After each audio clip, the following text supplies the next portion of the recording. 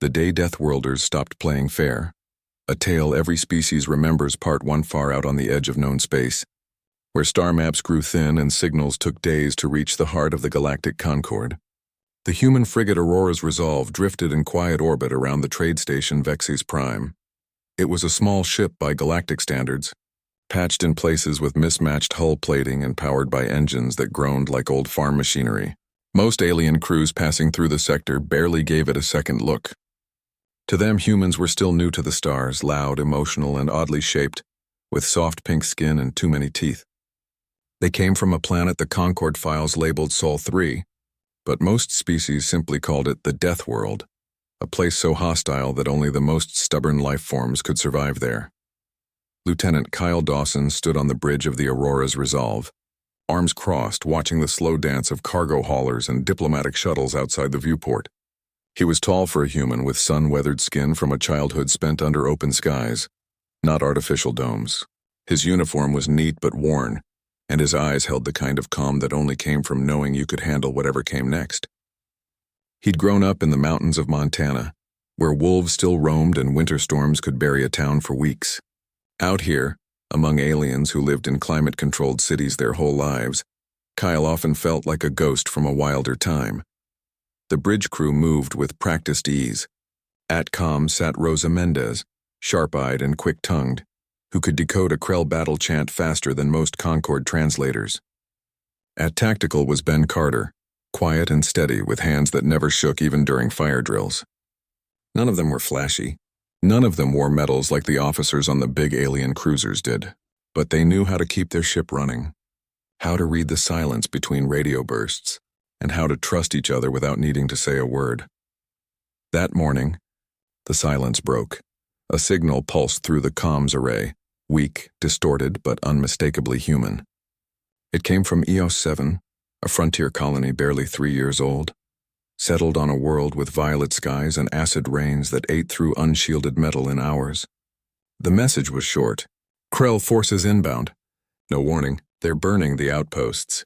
Send help if you can. Godspeed. The transmission ended with static, then nothing. Rosa turned in her chair, her face tight. It's from EOS 7. Sounds like the whole colony's under attack. Ben frowned. The Krell? Why would they hit a human colony? We're not even in their territory. Doesn't matter, Kyle said quietly. If they're shooting, they've already made up their minds. He tapped the ship-wide comm. All hands, condition yellow. Secure non-essential systems. Engineering, I want full power on standby. His voice didn't rise, but everyone on the bridge felt the shift. This wasn't a drill. Within minutes, the Aurora's Resolve hummed with quiet urgency. Crew members moved through corridors with purpose, checking seals, loading emergency rations, running diagnostics. No one panicked. Panic was a luxury they couldn't afford. Not when your ancestors had survived ice ages, plagues, and wars fought with sticks and stones. Kyle sent the distress call up the chain, to Concord Command, to the nearest human fleet outpost, even to the Vexes Prime Station Master. The replies came back fast but not helpful. Concord Command urged restraint and diplomatic channels. The fleet outpost said they were assessing the situation. The station master, a soft-bodied Lurian named Tevik, simply sighed through his translator and said, "Humans always cause trouble. Let the Krell sort it out." Kyle stared at the messages on his screen. He knew what they really meant. EOS 7 was too far, too small, too human to matter. To the Concord, colonies like that were experiments, disposable if things went wrong. But Kyle had met settlers from EOS 7 once during a supply run. He remembered a woman named Lena Ortiz, former Marine, who'd laughed while showing him how she'd jury-rigged a water purifier from scrap metal. She'd said, "Out here, you either learn to fix it yourself or you die. No third option." Now she might be dying and no one cared. He turned to Rosa. "Patch me through to the colony again. Full spectrum scan. If there's even a whisper left, I want to hear it." She nodded and worked her console. Minutes passed. Then faintly another burst came through. This time not a message but audio. Gunfire, shouting, a child crying. Then a voice, raw but clear. "They're not taking prisoners. They're burning everything. Tell Earth. Tell them we held as long as we could." The voice cut off. Ben stood up. "Sir, we can't just sit here." "I know," Kyle said. He walked to the center of the bridge and looked at his crew. The Conquered won't move. Fleet Command won't move. But we're not Conquered. We're not even really Fleet. We're just a bunch of humans on a beat-up ship near the edge of nowhere. And right now there are other humans getting slaughtered. He paused. I'm not asking for a vote. I'm telling you what we're going to do. We're going to EOS 7, no one argued. No one needed to. Rosa began plotting the jump coordinates. Ben ran weapons checks. The engineer, a wiry man named Dale, called up from below decks. Engines ready. Give me the word. Kyle gave it. The Aurora's resolve shuddered as its drive flared to life, tearing a hole in space-time and leaping toward the storm. Behind them, Vexus Prime shrank to a speck. Ahead, a world burned. Most species in the galaxy thought humans were strange. Too emotional, too reckless, too willing to die for things that didn't make sense. They didn't understand that on a death world you didn't survive by being polite. You survived by being ready. And for the first time in a long while, the humans weren't pretending to be anything else. The day Deathworlders stopped playing fair. A tale. Every species remembers part. The Krell hegemony struck EOS 7 at dawn, when the twin suns cast long shadows over the colony's outer farms. Their warships descended like black blades, silent and precise, their hulls shimmering with heat-dissipating scales that made them nearly invisible to standard scanners. The Krell were reptilian, tall and armored, with eyes that saw in infrared and minds trained from birth to obey without question. They believed in order, strength, and the cleansing fire of conquest. To them, humans were little more than noisy mammals, clever perhaps, but soft. They expected the colony to fall in hours. They were wrong. Lena Ortiz stood in the command bunker beneath the main settlement, her hands steady on the comms panel. She'd been a Marine for 12 years before retiring to EOS 7, drawn by the promise of open land and clean air, relatively speaking. Now, with acid rain hissing against the roof and alarms blaring through the tunnels, she felt more alive than she had in years. Around her, colonists moved with grim focus. Farmers became medics. Teachers became spotters. Teenagers loaded magazines with hands that didn't shake. They'd all trained for this. Not because they wanted war, but because on a death world you learned early that peace was never guaranteed. The first Krell drop pods hit the eastern fields. Within minutes, their shock troops stormed the perimeter fence, plasma rifles spitting blue fire. But the fence wasn't just wire. It was laced with sonic emitters tuned to frequencies that scrambled reptilian inner ears. Krell soldiers staggered, disoriented, as hidden turrets rose from the soil and opened fire with armor-piercing rounds. The ground itself seemed to fight back. Lena watched the feeds from buried cameras. Good, she muttered. Let them think it's just defenses. She tapped a code into her console. Deep in the jungle beyond the farms, a series of old mining charges, repurposed and reprogrammed, detonated in sequence. Not to kill, but to flood the lowlands with methane-rich gas from underground vents. Then a single incendiary drone, no bigger than a bird, zipped through the trees and sparked the cloud. The explosion lit the sky orange. Krell armor melted. Their advance stalled. Confusion spread through their ranks. Back on their command skiff, High Commander Vraktol snarled into his comm. Where are their soldiers? Where is their fleet? There was no fleet. No grand army. Just men and women who knew how to use the land like a weapon. By midday, the Krell had lost 3 squads. Their medics dragged wounded back to the drop zone, only to find the landing pad slick with a fast-acting fungal agent the colonists had seeded weeks ago, harmless to humans, deadly to Krell biology. 2 more soldiers collapsed, scales blackening, breath rattling. Lena didn't gloat. She knew this was only the beginning. The Krell wouldn't retreat. They'd double down. She sent runners to the western ridge where the old water reclamation plant hid a cache of rail rifles and drone swarms. She ordered the greenhouse sealed and flooded with sleeping gas, then rigged it to collapse if breached. Every building, every path, every patch of dirt had been turned into a trap. The colonists weren't defending a town. They were turning their home into a maze of death, and they knew every turn. When the second wave came, it was heavier. Armored walkers, drone scouts, elite shock troopers with thermal vision. But the humans were ready. They'd painted their gear with mud mixed with thermal dampening algae. They moved through drainage tunnels and collapsed mine shafts, striking from below, from behind, from places the Krell never thought to check. A young farmer named Eli took out a walker with a jury-rigged EMP grenade, made from a microwave transformer and a car battery. A schoolteacher named Mara led a team that lured a squad into a canyon, then triggered a rock slide with timed charges. No grand speeches, no heroic charges, just quiet, brutal efficiency.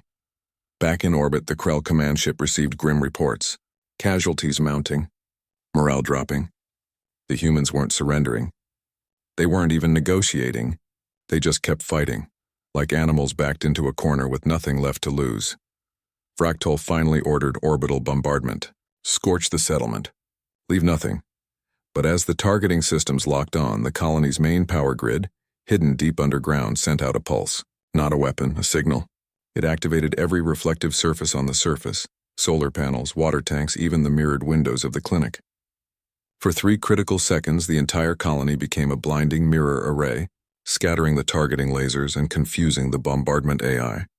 The orbital strike misfired. Cratering an empty field half a kilometer away, Lena allowed herself a small smile. Earth taught us how to survive ice, fire, and each other. A few lizards in fancy armor don't scare us. By nightfall, the Krell had pulled back to their drop zone, surrounded, low on ammo, and unsure of where the next attack would come from. Their commanders argued over comms. Some wanted to call for reinforcements, others insisted on pressing forward. Discipline, their greatest strength, began to crack. Meanwhile, deep in the jungle, Lena met with her lieutenants around a low-burning fire. No flames visible from above, just warmth and quiet talk. "We can't hold forever," said Eli, rubbing a burn on his arm. "No," Lena agreed. "But we don't have to. We just have to make it hurt enough that they regret coming here." She looked up at the stars. Somewhere out there, Kyle Dawson and the Aurora's resolve were coming. She didn't know if they'd make it in time. But even if they didn't, the Krell would learn something today. Humans didn't fight fair, they never had.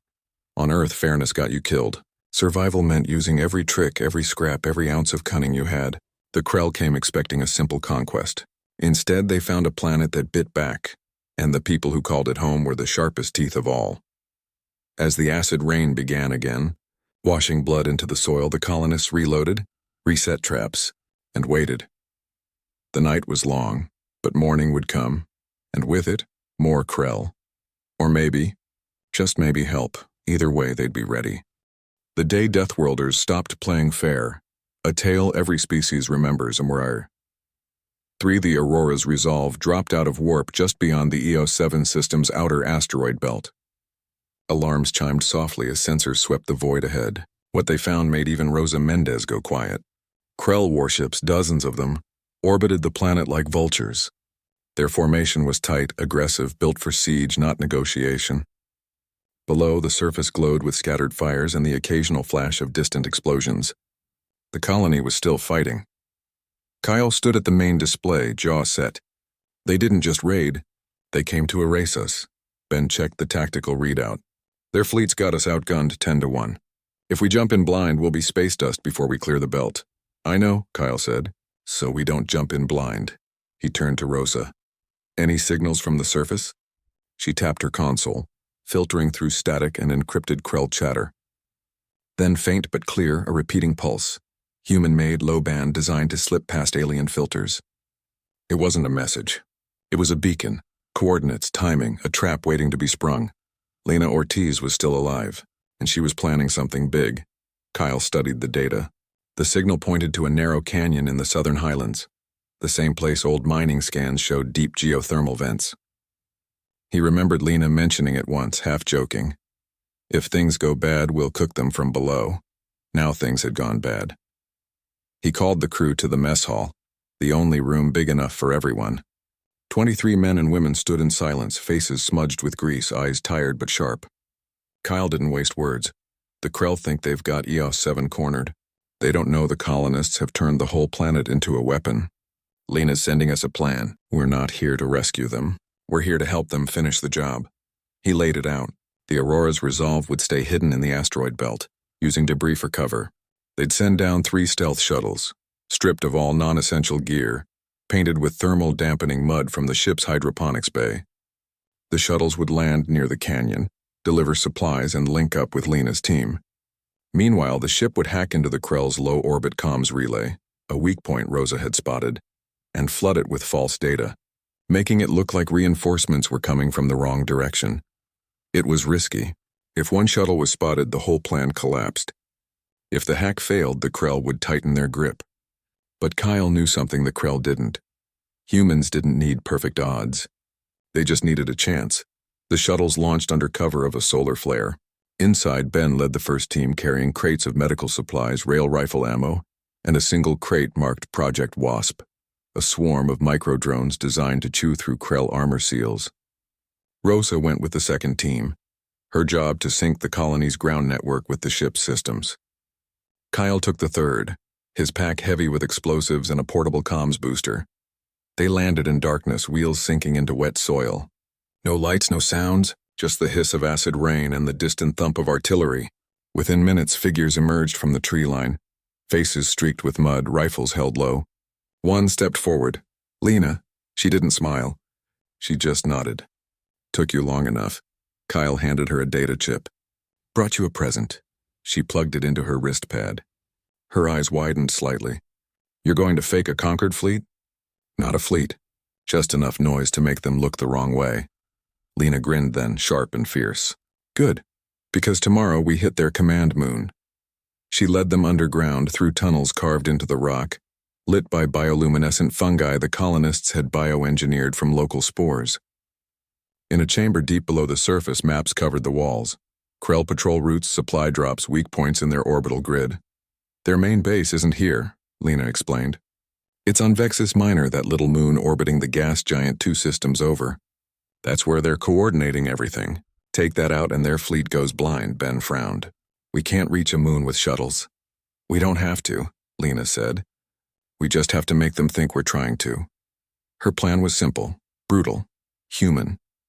While the Aurora's resolve faked a conquered fleet buildup near the system's edge, the colonists would launch a fake assault on the Krell drop zone. Loud, messy, designed to look like a desperate last stand. The Krell would send reinforcements from orbit.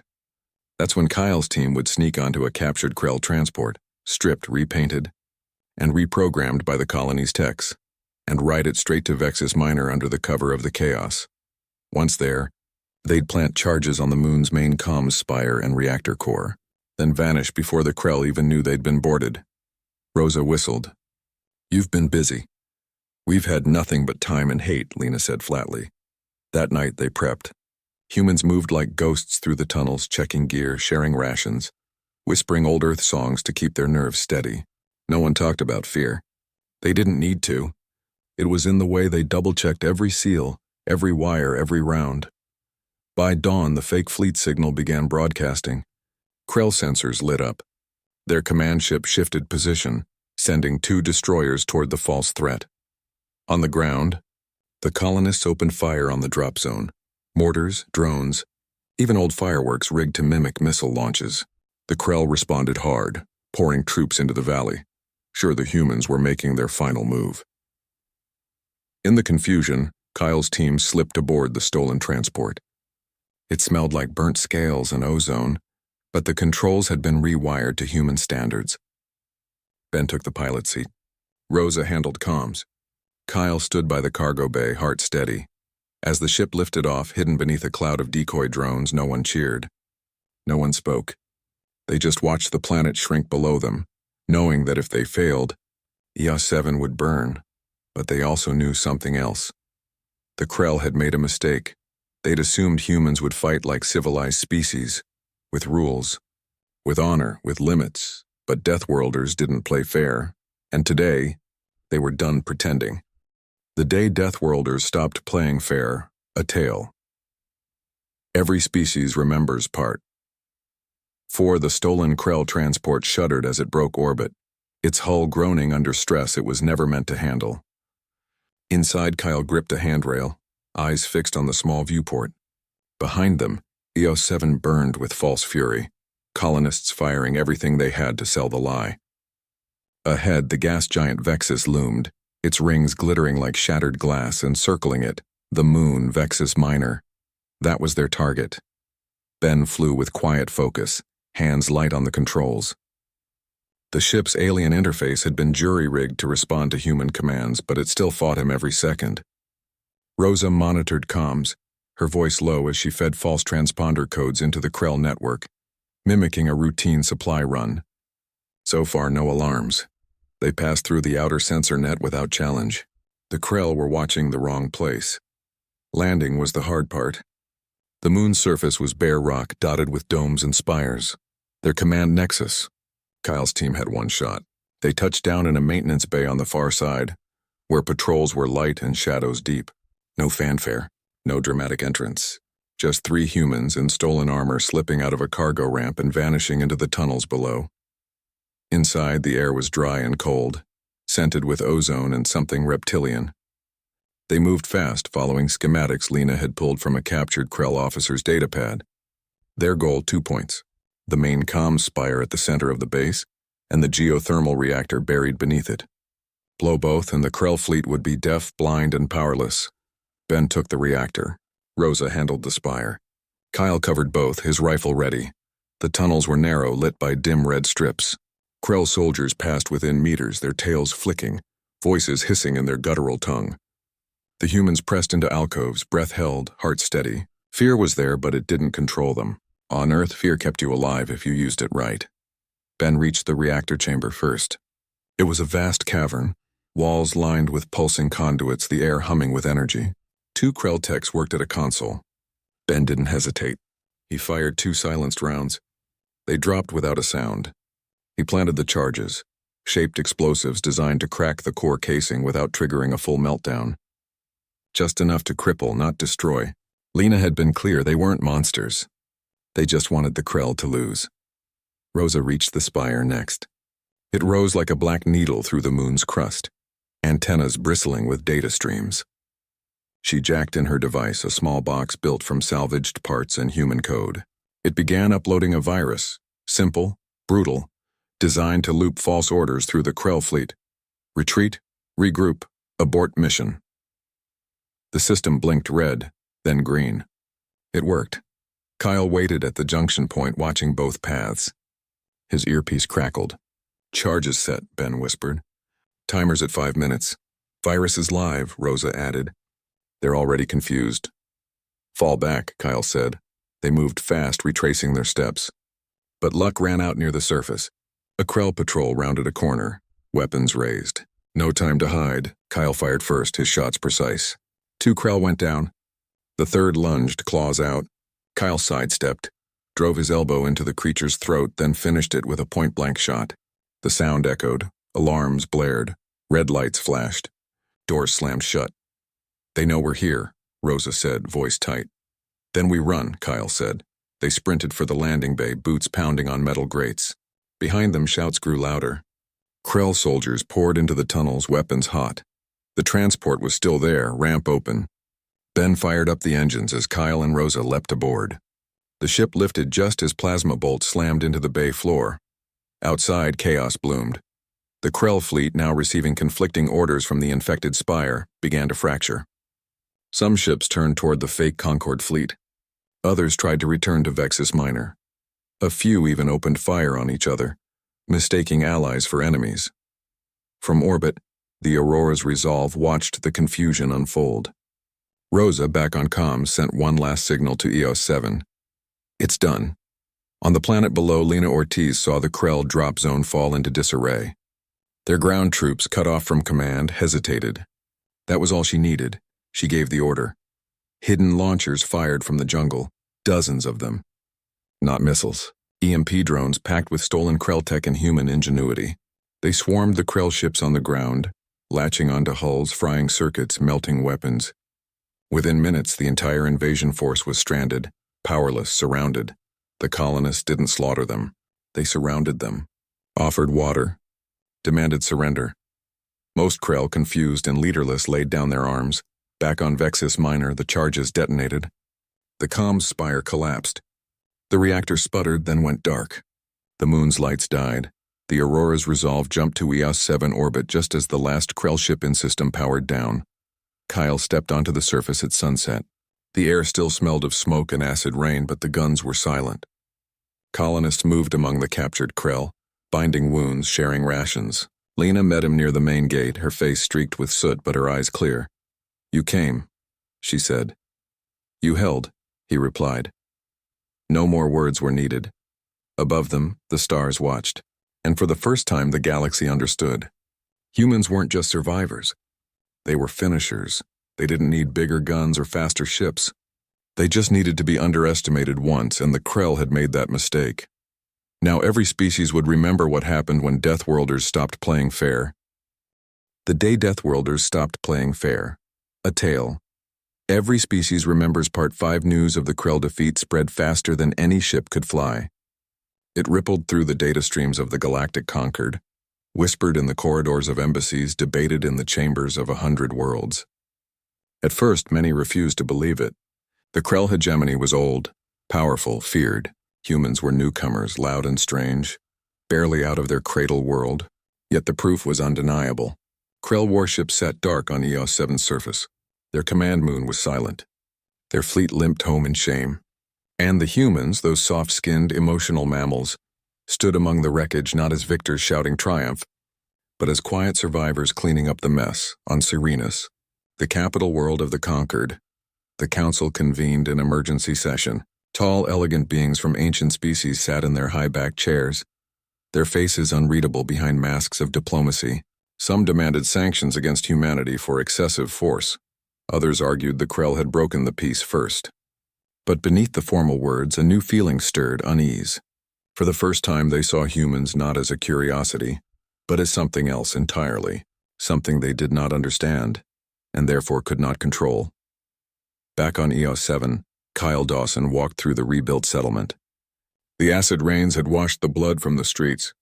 New walls rose where old ones had fallen. Children played near the greenhouse, now patched and humming with fresh filters. No one celebrated. There was no parade, no grand speech, just work. Just life continuing, as it always had on Earth after the storms passed. Lena Ortiz stood by the edge of the western field, watching workers bury the dead, human and Krell alike. She had refused every offer of promotion, every medal from Earth Command. "I'm a farmer now," she'd told the comm officer who called. "Let someone else wear the shiny things." Kyle joined her. They stood in silence for a long time. "They're calling us monsters in the conquered," he said finally. Lena snorted. "Let them. They've never had to survive a winter with no power, or a summer with no water. They think war is something you schedule between tea breaks." "They're scared," Kyle said. "Good," she replied. "Maybe now they'll think twice before burning someone's home." A week later, a conquered envoy arrived. Not a diplomat, but a historian. Her name was Mira Voss, a soft-spoken scholar from the aquatic world of Naltis. She asked no accusations. She carried no demands. She only wanted to understand. She walked the tunnels, saw the traps, studied the jury-rigged weapons. She spoke with farmers, teachers, teenagers who had fought with rifles older than they were. She listened as they described not rage but necessity. "We didn't want to kill them," one young man told her. "We just wanted them to stop." Mira recorded everything, not as a warning, but as a lesson. When she returned to Serenus, she presented her findings not to the council, but to every school, every archive, every public data hub she could reach. Her report was simple. Humans were not cruel. They were practical. On their world, nature had spent millions of years trying to wipe them out. Ice, fire, beasts, disease. They survived not by being kinder, but by being smarter, tougher, and willing to do what others would not. Fairness was a luxury for safe worlds. Earth had never been safe. Slowly, the tone changed. Alien children began studying human history, not just wars, but how humans built cities in deserts, farmed in frozen tundra, sailed across oceans in wooden boats. Soldiers from proud warrior races watched old footage of human resistance fighters in ancient conflicts and felt a strange respect. Even the Krell, humbled and reeling, sent a quiet message to Earth: "We will not forget." No treaty was signed that day. No grand alliance formed. But something deeper shifted. Humans were no longer seen as odd newcomers. They were seen as Deathworlders, beings forged in fire who did not break when the universe pushed. And from that day forward, no species assumed humans would follow the rules of civilized war. Because the humans had shown, clearly and without apology, that survival came first. On the Aurora's resolve, Kyle stood on the bridge one last time before handing command to Ben. He looked out at the stars, not with pride, but with quiet resolve. Earth had taught him that peace was not given. It was earned. And sometimes it had to be defended with teeth and fire. He thought of his childhood in Montana, of nights so cold the air burned, of learning to track, to build, to endure. He thought of Lena, planting seeds in scorched soil. He thought of the Krell soldiers who surrendered, confused and broken, not by better weapons, but by a will they could not comprehend. The galaxy would never be the same. Not because humans had conquered anyone, but because they had finally stopped pretending to be less than they were, and every species remembered the day Deathworlders stopped playing fair.